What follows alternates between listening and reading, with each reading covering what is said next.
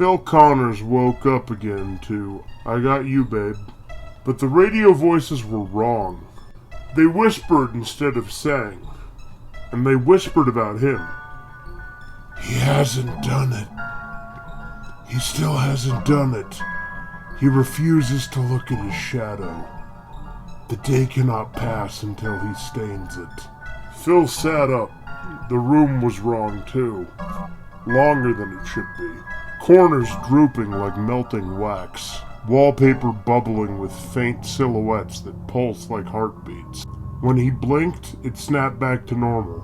Sort of. He stepped outside and Punxsutawney was covered in gray snow. The color of ash. People moved through it slowly, their faces slack, as though half frozen in expressionless disappointment. They spoke with the same hollow whisper as the radio. "Why won't you just face it, Phil?" The GroundHog Day festivities were underway, but the crowd was silent as a church. The groundhog itself didn't emerge. It was dragged out, limp, as though something had drained its will to live. And then Phil saw it. Its shadow was shaped exactly like him. Not like a man, like Phil. The droop of his shoulders, the tired, narrowed eyes, the cynical smirk he wore without meaning it. The shadow twisted, its mouth stretching open into a perfect and impossible imitation of Phil's own voice. "You know what you've done, and you know what you still have to do." The townspeople, all of them, turned towards him at once. Their eyes were blankly expectant. The loop changes. The next morning he woke up again. Same song, same gray snow. But this time people weren't passive. They followed him. Everywhere. He went into the diner and the entire place turned to him. Bodies jerking stiffly as if yanked by strings. Their expressions were a mixture of pleading and accusation. "Stop pretending," somebody whispered. "You have to feed the day." When he tried to ignore them, the world itself resisted. Streets looped back into themselves. Doors opened to the same room he'd just left. His own reflection stared at him with unfamiliar malice, mouthing words that he didn't say. And with each loop, the day grew darker. Not nightfall, but a deeper shade of reality. Shadows lengthened and stuck to him like tar. Buildings leaned toward him, listening. Laughter from unseen places followed him through alleys. The loops no longer reset cleanly. Each day left a residue. Cracks in the walls, handprints on the windows, faint cries in the distance. The town was molding into a shape that seemed carved from his worst traits. He wasn't sure when he realized the truth. The loop wasn't punishing him, it was waiting. The day demands something. At first he resisted. He tried kindness, compassion, charity, the same things that had freed him once before. But in this place, good deeds dissolved into nothing. Saving a man from choking only caused the man to rise again, coughing angrily. "This isn't what your shadow wants." Helping an old woman with groceries resulted in her collapsing, bones bending wrong, hissing. "Stop lying to yourself, Phil."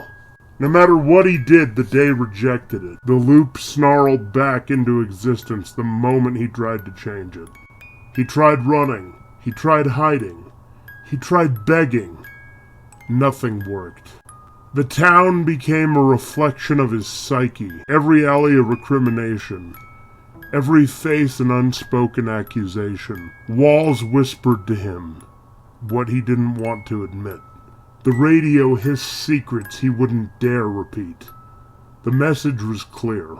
He would not escape until he embraced the darkest version of himself. Until he stopped resisting the shadow. The breaking point. Eventually, after endless cycles, days, months, years, he couldn't tell. The loop cornered him. The entire town gathered around him in the square. The faces melting.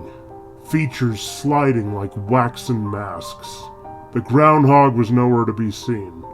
In its place was Phil's own shadow, standing upright, watching.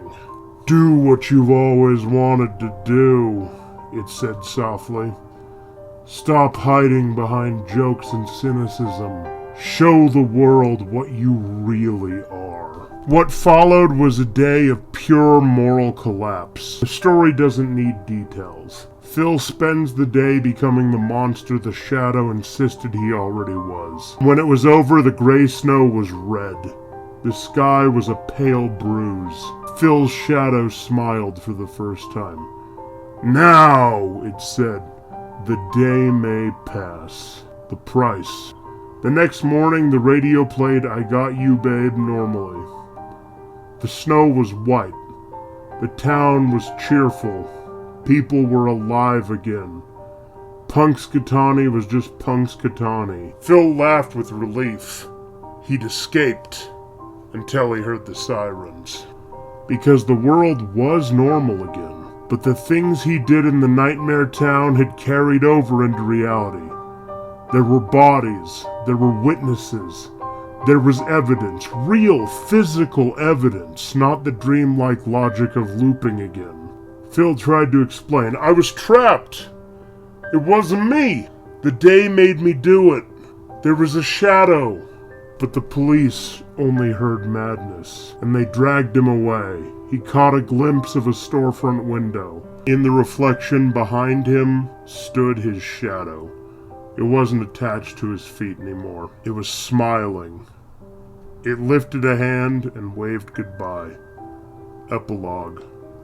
In prison, Phil wakes up every night at 6 a.m. He doesn't hear music anymore. He only hears whispering.